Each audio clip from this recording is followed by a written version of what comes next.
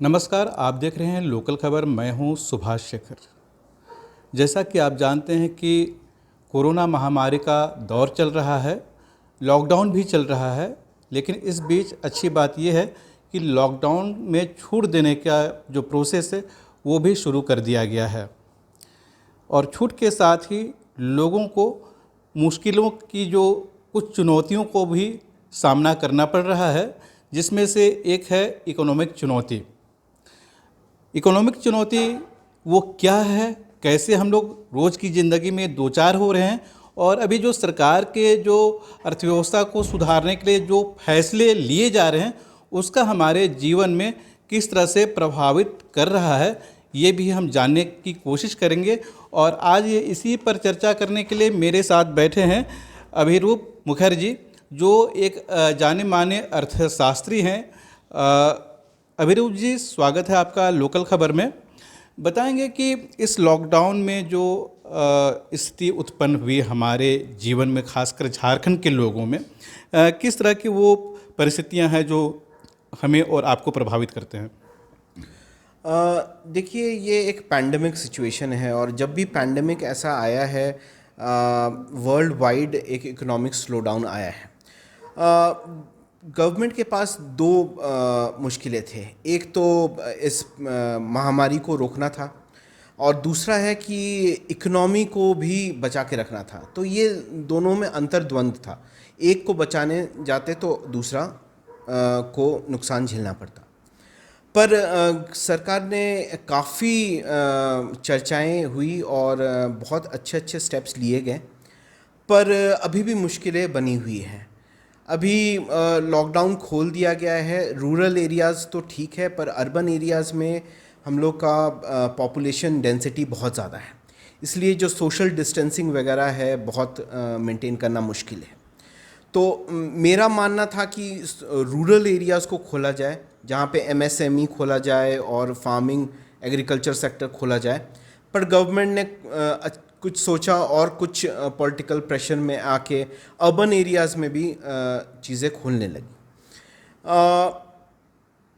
Economy बहुत दिन से बैठा हुआ था, इसलिए रेवेन्यू भी सबके पास नहीं है। तो जो प्रोड्यूसर होंगे या रिटेलर होंगे वो हर समय चाहेंगे कि जितना जल्दी हो पाए ये लॉस को रिकवर किया जाए।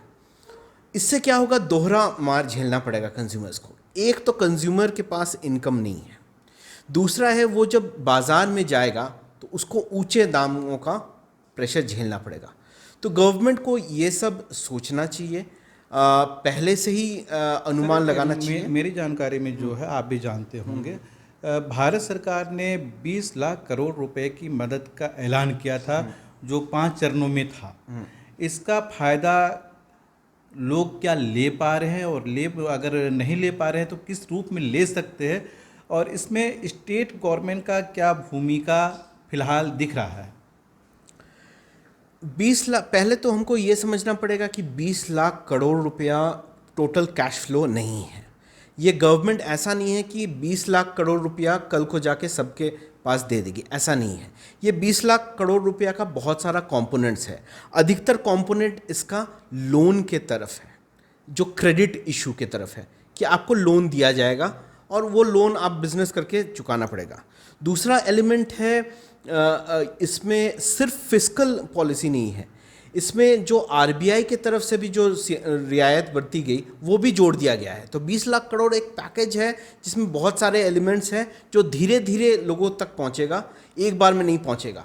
हमको तो लगता है कि ये 1.5-2 साल में इसको पूरी तरह से किया जाएगा। अगला बजट भी इस 20 लाख करोड़ में कुछ भागीदारी लेंगी।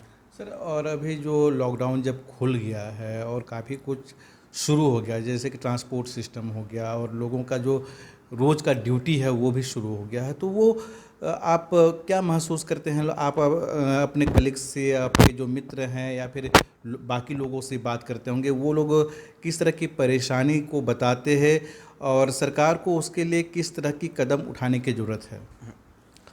पहला तो है कि जैसे इंडिया का ग्राफ अभी तक पीक में नहीं पहुंचा, बहुत सारे जैसे स्पेन, इटली वगैरह पीक में पहुंच के डिक्लाइन होने लगा, तो अभी तक पीक में नहीं पहुंचा। रोज़ दिन 1200-1300 केसेस आ रहे हैं, जो कि पहले ही एक डरावना बात है।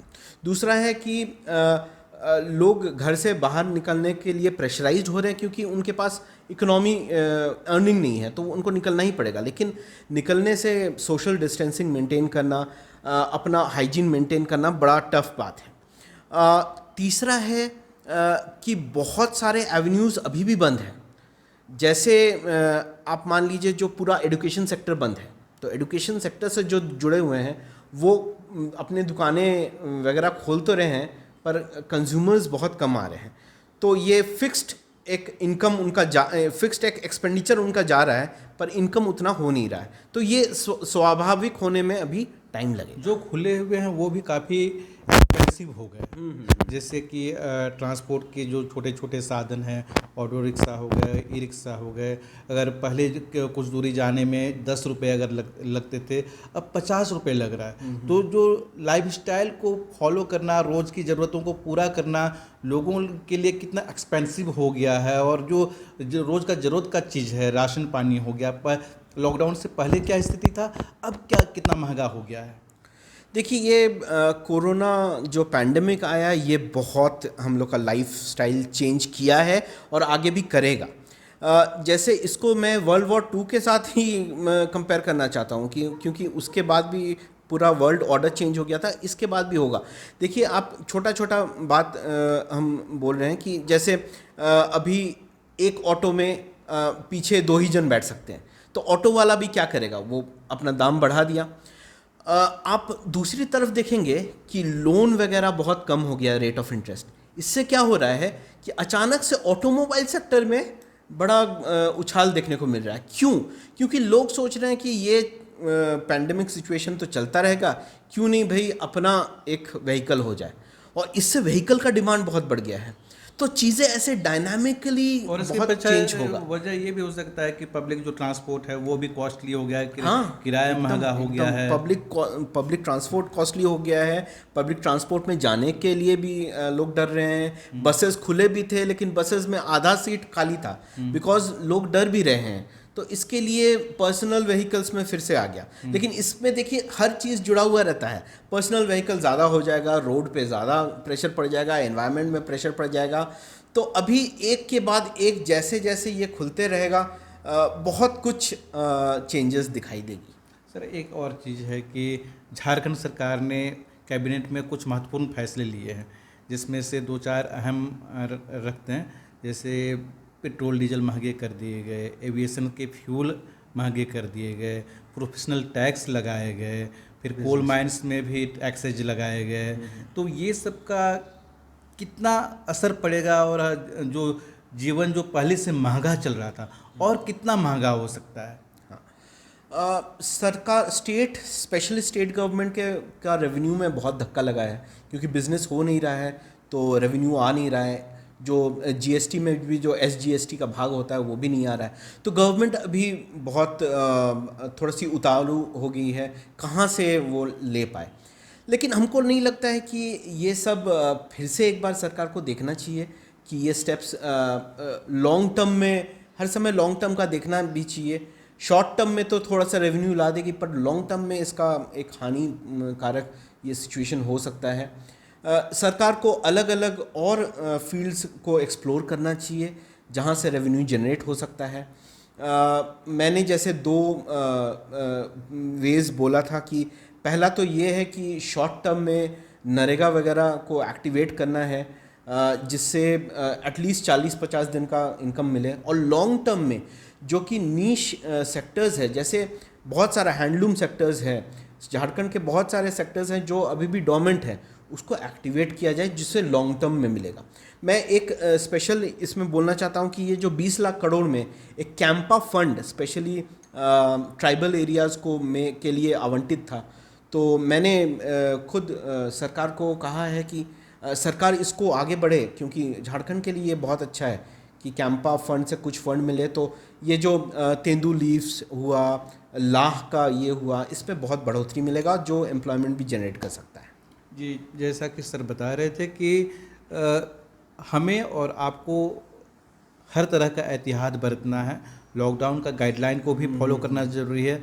और सरकार जो चेंजेस कर रहे हैं टैक्सेज में, रेवेन्यू जनरेट करने के लिए ही हो रहे, ताकि अधिक से अधिक जो स्कीम्स हैं उसको सरकार के थ्रू चालू किया जा सके और रोजगार से जोड़ा जा सके, उन्हें आत्मनिर्भर बनाया जा सके। इसी को तहत लिया गया है ये फैसला। हाँ हाँ, ये टेम्पररी, हमको लगता है सरकार ने ये टेम्पररी सब स्टेप्स लिए हैं, लेकिन आगे जाके लॉन्ग टर्म्स में ये सब ईज आउट हो जाएंगे और बिजनेस फिर से होने लगेगा। जी, ये सर बता रहे थे और अब हम अंतिम पड़ाव की ओर हैं। आपको इस बारे में क्या कहना है और सरकार के इन फैसलों के बारे में आप क्या कहना चाहते हैं, हमें कमेंट करके ज़रूर बताइए। अगर आपका कोई सवाल है तो वो भी ज़रूर बताइए, ताकि हम सर से फिर दोबारा आ सके, जब आएंगे तो वो सवाल भी आप लोगों के सामने रख सके। सर आपको भी थैंक यू। Thank you. आप देखते रहिए लोकल खबर।